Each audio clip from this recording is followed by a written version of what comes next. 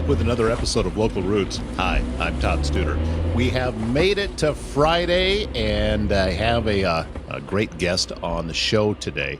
It is Cassie Harris. She is the activities director at TriCenter High School, and Cassie and I discussed everything that's going on with fall sports, including, well, there's a new football coach that is coming in with a football team that won the state championship last year. So a lot of exciting things going on at TriCenter, and Cassie Harris is going to fill us in on all of that here on today's show of Local Roots. You know, Castle and Associates of American Family Insurance, they are your local insurance provider for all of your home, auto, life, business, and farm insurance needs. With locations in Trainer, also in Council Bluffs, Bellevue, and Elkhorn, that means they are local and in your neighborhood, ready to help you navigate the complexities of insurance today. Travis Castle and his team will educate, advise, and simplify insurance, all to protect those things you cherish most. Give them a call for your free quote. And if you're looking for all-natural health solutions in Southwest Iowa, visit Bambi's Green Acres Natural Market in Council Bluffs. Serving the community since 1997. Shop a wide selection of vitamins, supplements, essential oils, herbal remedies, and everything is staffed by 37 years of experience. Bambi's can help you reach your health goals. You'll find them in Council Bluffs at 805 South Main Street. And they have a website, bambisgreenacres.com. It's Bambi's Green Acres Natural Market, putting health in your hands. Continuing on with a fall sports season preview, and with us this morning, it is Cassie Harris, the activities director at TriCenter. Congratulations on the success you've had at TriCenter. I know football is kind of the flagship of just about any sports season. And when you come back with the trophy after having won in the last game, that kind of excitement just keeps carrying on, doesn't it? Oh, absolutely. It was we made history as our team's kind of theme was the whole year. We went from never having won a playoff game to a state championship. So it was an amazing opportunity, obviously, for our coaches and kids and our community. And it definitely carried over. We've always said, and I think I heard someone else say that on one of the podcasts, was if your football team does well, the school year just seems to kind of go well as well. So that carried over into so many things. We had successful seasons, at the same time with cross country and volleyball and track and basketball and baseball. So it was a really, really successful year for TriCenter as a whole. We've got a great group of kids, obviously coaches, and our community is amazing. You know, you talk about that dynamic of how it carries over. I think that's even truer in a smaller school because chances are you've got classes with all of these athletes, and it's just there's an atmosphere across it, through in every single room because you know each other so much better than maybe you would at a 4A school.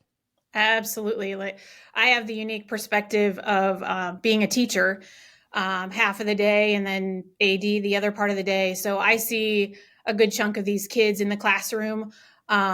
They are some of the best kids around. I truly believe I get to see them academically, how involved and how hard they work at that piece. But then we get to go at night and see them succeed on the athletic field. So in a small school, the kids that are carrying a football team are playing basketball and baseball, and the girls are playing volleyball and basketball and running track. So it is definitely a well-knit group. The coaches are your teachers and the parents are closely involved. So yeah, it's a really special thing to be part of a small school in a community like this. Well, in TriCenter, made up of a lot of smaller areas. Mm-hmm. So all of these tiny little areas coming together to create something that is really pretty special. And you got to experience such a wonderful thing last year. Now, coming back in this year,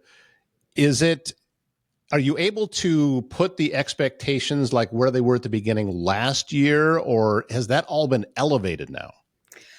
I think there's expectations. I know football coaches, we've talked a little bit about, it was an amazing experience. We've got a coaching change.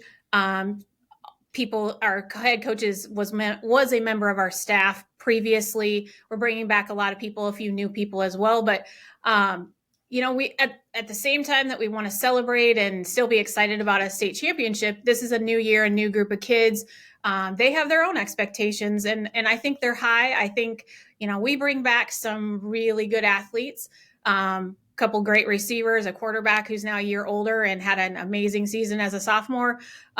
So I think the expectations are high, but I think there's also an identity that this year's teams really want to create themselves. Yeah, I think that's the same every year, isn't it? That because you've got graduating seniors that are leaving, and oftentimes a lot of leaders Sure. that are graduating out of your school, and then at the same time you have middle school moving into high school that are looking to, how do I fit into this dynamic and where am I at? So yeah, there's one year to the next can have a completely different feel.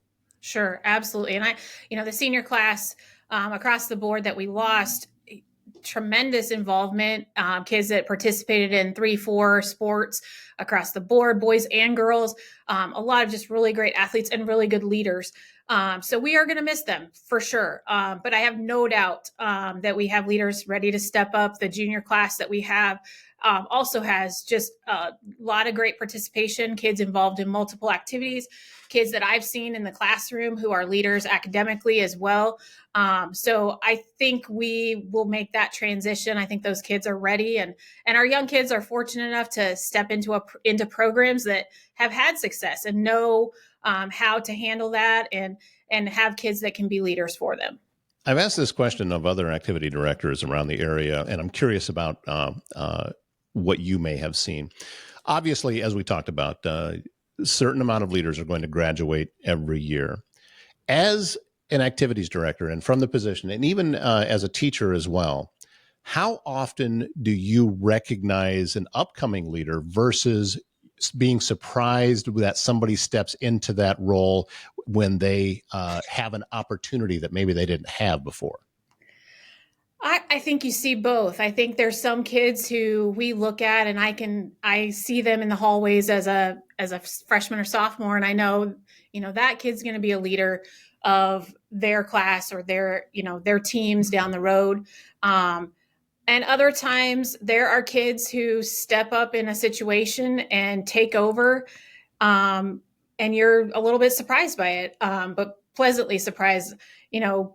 Coaching, I coach basketball as well, and we see girls where sometimes they're pretty quiet, pretty meek, pretty mild outside of the gym, and then they walk in the gym and they are a leader. So I think you get some of both. I think there are kids you can identify right away they're going to be a leader, but then there are always kids who are willing or able to step up and be leaders when the situation arises.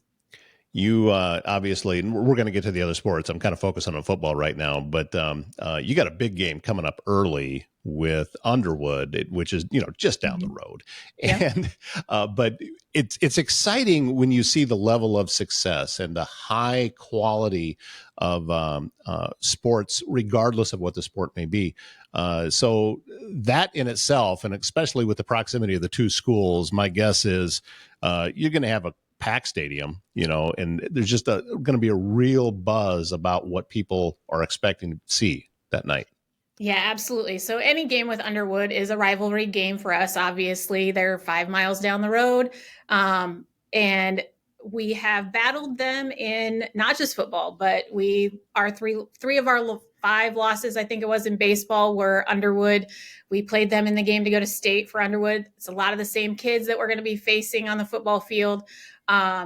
We take a lot of pride in all of our programs, and so do they. It's definitely going to be a big game. Us making the move up to 1A. We haven't played some of the teams in our conference in our district. We've played them out of district, but that one is going to be a big one. I expect a full house. We've got a lot of big ones on our football schedule. We did not. We took up it made it challenging ourselves in what we looked at for a non-district schedule, and our district is obviously stacked too. So we're going to have a lot of big games. That one will have a little asterisk beside it, I think, for everyone. Yeah, and I saw across social media there was such a buzz about it in the communities in the area. huge supporters of the school, but they always are. Mhm. That's not anything that's unusual. But when that happened, it was just everybody that I knew that was in that area was I'm seeing pictures and in all of these different things going on. Absolutely. Yeah. All of our communities are super supportive, and we are lucky to have them. They show up night after night and support all of our programs. How about cross country? What's going on with cross country this year? Well, we've got a couple programs. The boys, qualified as a team for state last year, and we returned most of that team. So I think cross country looks to be very, very competitive. Haven Weirs will be a sophomore. He's kind of had a great track season and has continued to grow as a runner. And then we've got some seniors that are returning in Evan Wham and Johnny Zacharias. So that I think our boys program, we're going to have some young kids kind of fill in some gaps, but really looks positive there. And then our girls program, we graduated some seniors, and it will be young, but I think we have some girls who have put in a lot of time this summer and have grown as runners. So I look for them to do well also. And we've got some young kids coming in as freshmen that on both the boys and girls side that should really have an impact and help our programs be successful. Do you have many student athletes that are trying to do the double and competing in two sports in the fall? Not as much in the fall. It's challenging to do cross country and volleyball, or cross country and football for sure. We've got some kids who do double up, but it's a little challenging. It's much more likely that we see that in the spring with all of the spring sports. So. What about TriCenter volleyball this year? Well, again, we graduated 7 seniors, which is a huge class for us. But we had some young ladies last year, some sophomores and some juniors that stepped up and played huge roles for us in the varsity season. And so we've got, returners like Harley Leaders, Tess Casey that are going to be really leading the way for us. I think we've got a freshman class too that is coming in that's going to help our program grow. So we have had a ton of success in volleyball. We've been in a regional final 2 years in a row. I think their goal is to just make that step past the regional final and get to a state tournament. But I think there's a lot of positives there too. Yeah, I have state volleyball was always my favorite event to cover.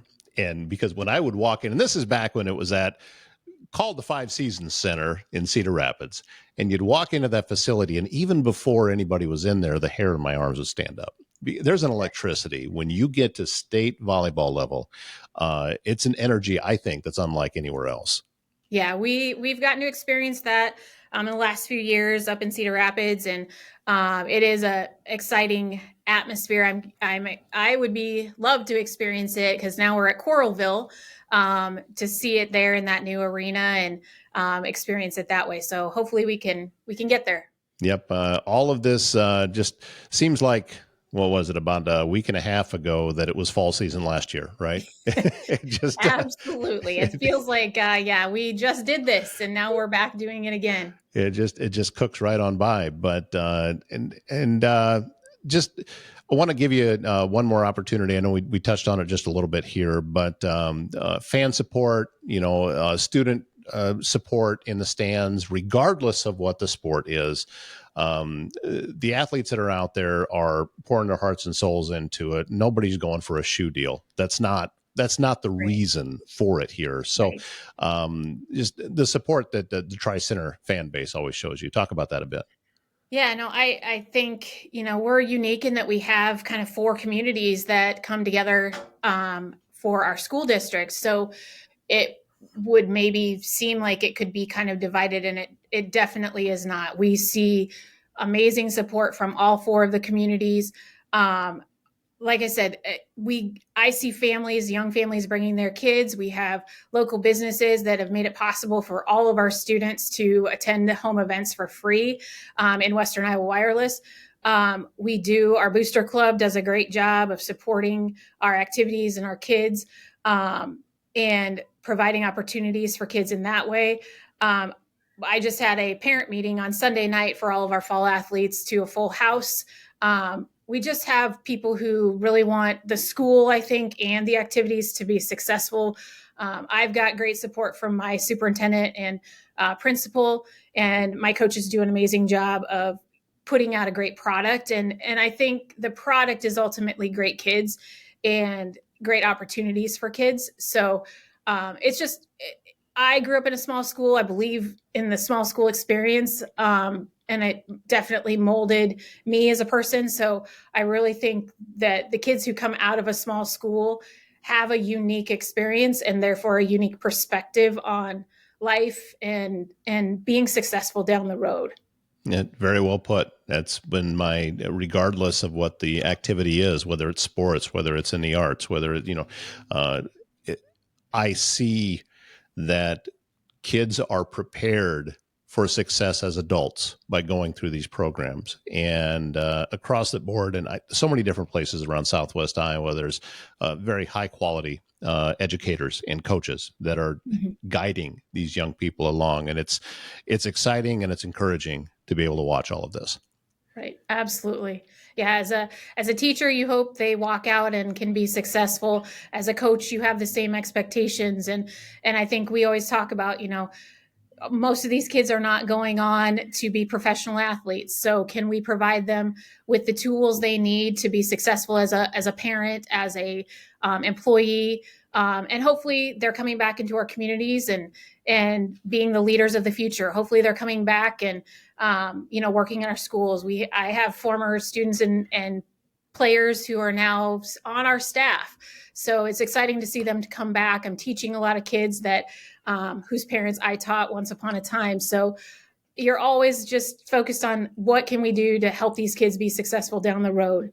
And I think we do a pretty good job of that. I would agree. She is Cassie Harris, Activities Director at TriCenter. Thank you so much for your time. And we look forward to talking with you as the sports season moves along and we start transitioning into other sports too. I hope you'll come back.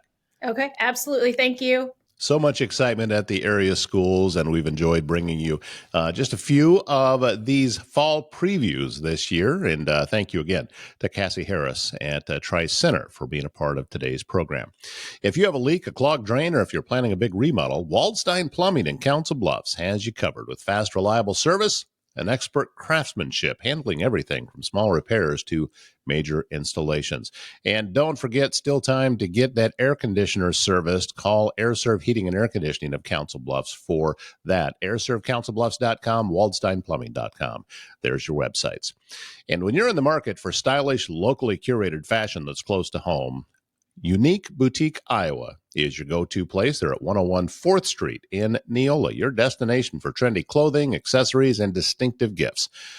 Owned and styled by Jamie Bush, Unique Boutique Iowa brings a homegrown passion for quality and community to every piece. She's open on the weekends, Saturdays 10 to 2, Sundays 11 to 3, or you can shop 24 hours a day online at shopubiiowa.com.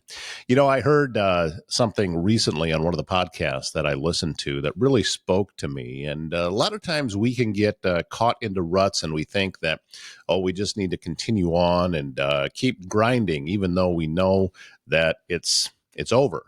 Whatever it was that we were doing, it's time to pivot. And the saying is, just because you walked into the wrong room doesn't mean that you now have an obligation to stay there. And boy, that one really spoke to me. I'm not changing anything. Don't get that to me. It just helped clarify a few things from, recent activities over the last few years. That wraps up today's show, and it wraps up this week. And thank you so much for all of the encouragement. And I'm looking forward to a wonderful weekend. We'll see you back here Monday morning. My name is Todd Studer. Have a great Friday.